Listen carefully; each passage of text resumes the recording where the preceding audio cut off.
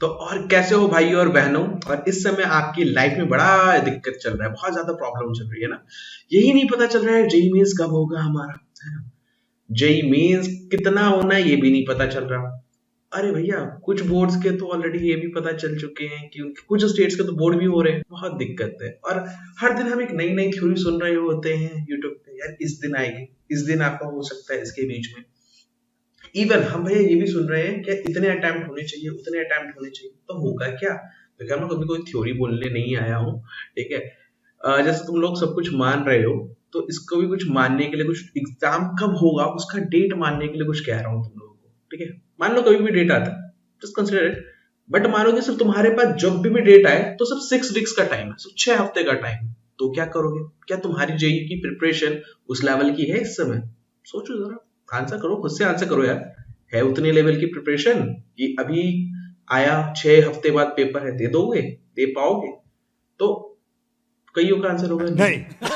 तो अब यहाँ पे 3 क्वेश्चन तुम्हारे दिमाग में उठने चाहिए कि भैया अगर 6 हफ्ते का टाइम अपने पास बचा हुआ, या मान लो कि उससे भी कम टाइम हमको मिला, तो क्या हम जेई अभी भी क्रैक कर सकते हैं?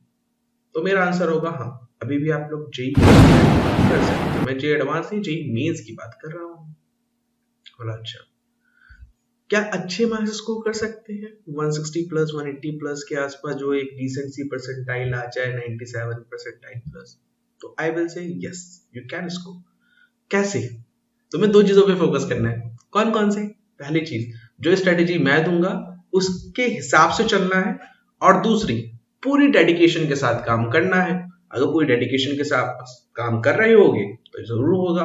अब चाहिए वीडियो कोई बाद में देखे, जब जेई मेंस का डेट आ जाए सामने, तब तुम लोग देख रहे हो कुछ लोग, ठीक है। और कुछ लोग पहले देख रहे होंगे तो वो ज्यादा अच्छे लेवल पे रहेंगे थोड़ा सा।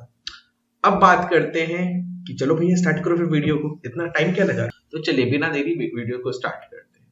तो बेसिकली क्या है यार, मैं तीनों सब्जेक्ट की कौन कौन से चैप्टर्स आपके इंपॉर्टेंट है वो आपको बताऊंगा। सबसे पहली चीज तो आपको एक पॉइंट दिमाग में बैठा लेना चाहिए कि अगर आप 100% सिलेबस कंप्लीट करने की तरफ जाएंगे इस समय, जहां आपकी अगर अभी तक सिलेबस सिर्फ और सिर्फ आपने जेई के हिसाब से 15% या 20% सिलेबस ही कंप्लीट किया है, तो आप कुछ नहीं कर पाएंगे। पहले तो ये चीज कंसिडर दिमाग में डाल लीजिए, ठीक है। क्योंकि आपके पास टाइम है लिमिटेड, तो इसको बहुत हिसाब से काम करना है, यानी स्मार्टली बहुत काम करना है, ठीक है। हार्ड वर्क भी लगेगा, स्मार्ट वर्क भी लगेगा। तो बहुत स्ट्रेटेजिकली चलेंगे, ठीक है। स्ट्रेटेजिकली किस तरीके से चला जाएगा भाई? सिलेबस को रिड्यूस कर लो। 100% सिलेबस में हमें कूदना ही नहीं है। पहला अटेम्प्ट हो रहा है तो पहले अटेम्प्ट के अंदर हमको सिर्फ और सिर्फ 60% से 50 से 60% सिलेबस पे टारगेट रखना है। आपको मिनिमम 60% पे टारगेट रखना चाहिए इसके अंदर। चलो ठीक है, तो चैप्टर भी बता दो किस किस को टारगेट करें। तो यार ये पहले अटेम्प्ट और जो उसके बाद का जो अटेम्प्ट आएगा ना, उन सबके लिए भी है, ठीक है। क्योंकि आपको हर अटेम्प्ट में कम से कम 10-10% इंक्रीज करते रहना है, ठीक है। चलिए बिना उसके मैं बताना वापस से चालू करता हूं, ठीक है। तो पहले यार सब्जेक्ट की बात करते हैं। तो पहला आपके तीनों सब्जेक्ट में है दैट इज फिजिक्स। यार मैं सिर्फ चैप्टर के नाम बताऊंगा, चैप्टर में क्या इंपॉर्टेंट है, क्या कैसे करना है, कौन से वीक में कब करना है, उसकी एक अलग वीडियो आएगी, ठीक है। तो सबसे पहला चैप्टर जो मैं इसमें बोलना चाहूंगा फिजिक्स को लेके यार, वो बोलूंगा मॉडर्न फिजिक्स, ठीक है।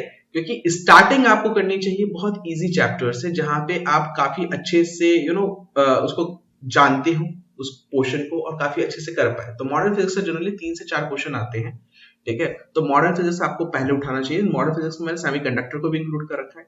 दूसरा अगर मैं बात करूं तो यार यूनिट एंड डायमेंशन उठाओ, ठीक है। काइनेमेटिक्स उठाओ, ग्रेविटेशन उठाओ। अब यूनिट एंड डायमेंशन की बात अगर मैं करूं ना, उसमें एरर्स के क्वेश्चन बहुत आते हैं, तो आपको एरर के क्वेश्चन जरूर करने चाहिए, ठीक है।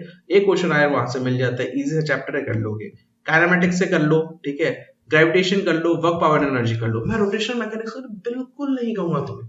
देखो भाई, अगर ऑलरेडी सर पे पहाड़ हो, उसके ऊपर पैर पे भी कुल्हाड़ी मारनी हो, तो रोटेशनल जाना करने। अगर आता है तो ठीक है, नहीं आता तो छोड़ दो। क्योंकि रोटेशनल करने जाओगे 25 दिन तो वही खा जाएगा, ठीक है। ढंग से समझने जाओगे तो वही खा जाएगा, तो फायदा नहीं, तो छोड़ दो। सिंपल सा फंडा यार। इस समय तुम ये मत आगे कमेंट करने लगा, अरे भैया रोटेशन बहुत इंपॉर्टेंट है, ठीक है। तुम्हारे लिए, तुमको अगर आता है तो कर लो भाई, मैं मना थोड़ी ना कर रहा हूँ, कर लेना, ठीक है।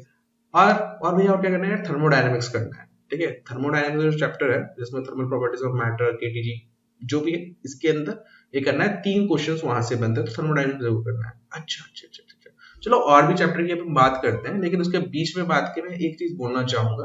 काफी बच्चों का ये रहता है भैया पढ़े कहाँ से, कौन सी बुक फॉलो करें, कौन से रिसोर्सेज फॉलो करें, क्या चीज करें।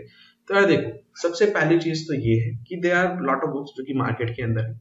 आप कोई सा भी इसको यूज कर सकते हो अपने, जो भी आप जिसमें आपका एक कहते हैं ना पेज जुड़ता है जिसके साथ, वो आप कर सकते हो। लेकिन अगर आप बात करोगे यार कि पास्ट ईयर की कौन सी बुक्स ले, किस तरीके से करें, तो मैं हमेशा रिकमेंड करता हूँ यार कि आप टॉपिक वाइज चीजों को देखें कि कहाँ पे टॉपिक वाइज आपको मिल रहा है, चैप्टर वाइज मिल रहा है, जिससे आपको एटलीस्ट ये पता चले क्वेश्चन करते समय कि यार हमें इस टॉपिक से करना है, या हमें इस चैप्टर में ये टॉपिक बहुत इंपॉर्टेंट है, इसको जरूर करना है। अब इसको कैसे पता चलेगा भाई, प्रीवियस ईयर को ढंग से एनालाइज करोगे। और बात करते हैं कि चलिए भैया आपने बोल दिया यूनिट डायमेंशन एरर्स, काइनेमेटिक्स बोल दिया, थर्मोडायनेमिक्स बोल दिया, और साथ ही साथ आपने मॉडर्न फिजिक्स का नाम बोल दिया। इसके साथ मैं आपको और जोड़वाना चाहूंगा, वो है इलेक्ट्रोडायनेमिक्स के अंदर, that is magnetism, EMI and AC, current electricity. In 4 chapter को जरूर करें भैया, ऑप्टिक्स मत करो।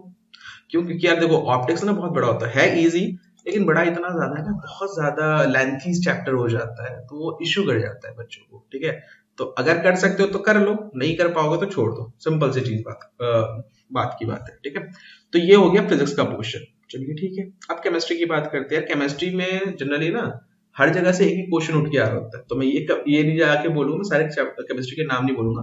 तो उसमें कौन से चैप्टर नहीं पढ़ने हैं, कौन से चैप्टर छोड़ने हैं, उसके ऊपर थोड़ा डिस्कशन कर लेते हैं।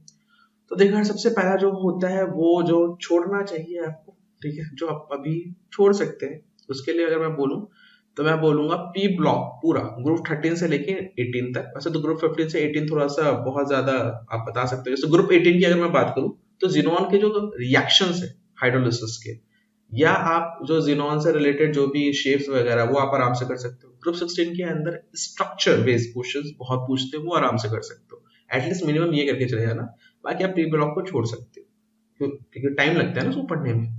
दूसरा चैप्टर डेट इज इक्विलिब्रियम में आयनिक इक्विलिब्रियम, केमिकल इक्विलिब्रियम जरूर पढ़ो, क्योंकि उसमें एक ही फॉर्मूला है Kp = Kc RT del Ng, और एक दूसरा जो तुम्हारा है ना वो प्रोडक्ट अपॉन रिएक्टेंट वाला कंसंट्रेशन का, उससे क्वेश्चन आते हैं। लेकिन आयनिक इक्विलिब्रियम सर दर्द कर देगा तुम्हारा, लिटरली में सर दर्द कर देगा, तो इसलिए आयनिक इक्विलिब्रियम तुम छोड़ सकते हो। ऑर्गेनिक केमिस्ट्री की बात करें तो ऑर्गेनिक केमिस्ट्री में देखो GOC, हाइड्रोकार्बन्स और हेलो एल्कीन्स को करके जाना।